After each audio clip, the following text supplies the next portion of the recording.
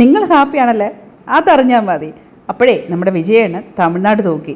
രാഷ്ട്രീയം ഏതായാലും നമുക്കൊരു കുഴപ്പമില്ല. ആരോ എവിടോ എങ്ങനെയോ ഭരിക്കട്ടെ അല്ലേ? നമുക്ക് നമ്മുടെ മീൻകറിയും ചോറും അതാണ് മുഖ്യം.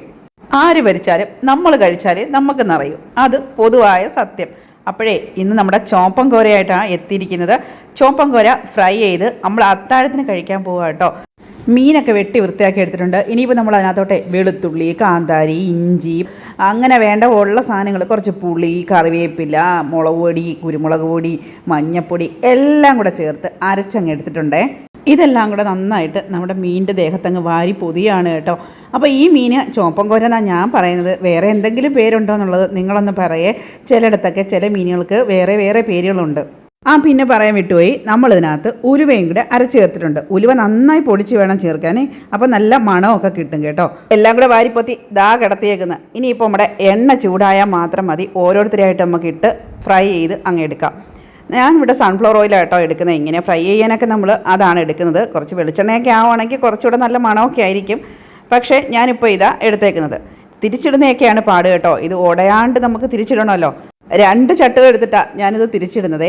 അപ്പോൾ ഉണ്ടല്ലോ, ഒരു കാര്യം പറയട്ടെ, നിങ്ങളിത് 2-3 മിനിറ്റ് കാണുന്നൊരു വീഡിയോ ആണെങ്കിലും നമുക്കിതിൻ്റെ പുറകിൽ കുറേ സമയത്തെ പ്രയത്നമുണ്ട്. കാരണം എന്ന് വെച്ചാൽ ഞാൻ തന്നെയാണ് ഈ മീൻ വെട്ടി വൃത്തിയാക്കിയതും ഒക്കെ. നമ്മൾ മാർക്കറ്റിൽ നിന്ന് വാങ്ങിയതാണ് കേട്ടോ. അപ്പോൾ അവിടുന്ന് വെട്ടി കിട്ടണമെങ്കിൽ കുറേ നേരം കൂടെ പിന്നെയും വെയിറ്റ് ചെയ്യണം. അങ്ങനെ വരുമ്പം നമുക്ക് ഇതേപോലെ അവർ വെട്ടിത്തരുവും കാണത്തില്ല. ചിലപ്പോൾ അതിനകത്ത് അങ്ങോട്ടും ഇങ്ങോട്ടൊക്കെ കുറച്ച് മാറ്റം വരും. നമുക്കിങ്ങനെ ഫ്രൈ ചെയ്യാനാവുമ്പോൾ ഇതേപോലെ നല്ല രീതിക്ക് തലയും ഉടലും ഒക്കെ ഇങ്ങനെ തന്നെ വേണമല്ലോ. അപ്പോൾ നമ്മുടെ ഒരു മീൻ ഫ്രൈ ആയി കിട്ടിയിട്ടുണ്ട്. അടിപൊളിയായിട്ട് തന്നെ കിട്ടി, ഒട്ടും ഉടഞ്ഞു പോവാതെ. നമ്മൾ അടുത്ത 2 കൂടെ അങ്ങോട്ട് ഇട്ടേക്കുവാണ് കേട്ടോ. അതൊക്കെ കഴിഞ്ഞിട്ട് ഈ അരപ്പ് വെറുതെ ആ ബാക്കി വന്ന എണ്ണയ്ക്കകത്തോട്ട് ഇട്ടൊന്ന് മൂപ്പിച്ച് ബാക്കി വന്ന അരപ്പെല്ലാം കൂടെ എന്നിട്ട് നമ്മൾ ഈ മീനിൻ്റെ മുകളിലായിട്ട് അതൊന്ന് തേക്കുകയാണെങ്കിൽ അത് നല്ല ടേസ്റ്റാണ് കേട്ടോ. ഇങ്ങനെ ചെയ്യുന്നത് നമുക്ക് കടകളിലൊക്കെ നമുക്ക് കിട്ടുമല്ലോ.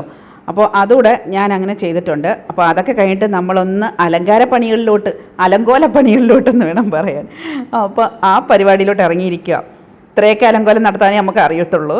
അപ്പോൾ അതൊക്കെ നടത്തി. ഇപ്പോൾ എങ്ങനെയുണ്ട്? അടിപൊളിയായിട്ടില്ലേ? അപ്പോൾ ഇനി ഇത് കഴിക്കുന്നതിനകത്തോട്ട് നമുക്കങ്ങ് കിടക്കാമല്ലേ.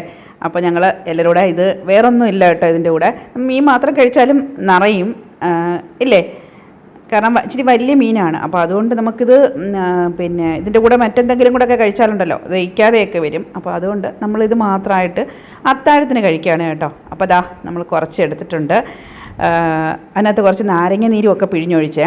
കൊള്ളാം, നല്ല അടിപൊളി. എല്ലാവർക്കും ഒത്തിരി ഇഷ്ടപ്പെട്ടു. പുറത്തൊക്കെ പോയിരുന്ന് കഴിക്കുവാണെങ്കിൽ ഇങ്ങനെ തൃപ്തിയായിട്ടിരുന്ന് കഴിക്കാൻ പറ്റുമെന്ന് എനിക്ക് തോന്നുന്നില്ല കേട്ടോ. എൻ്റെ ഒരു അഭിപ്രായമാണ്.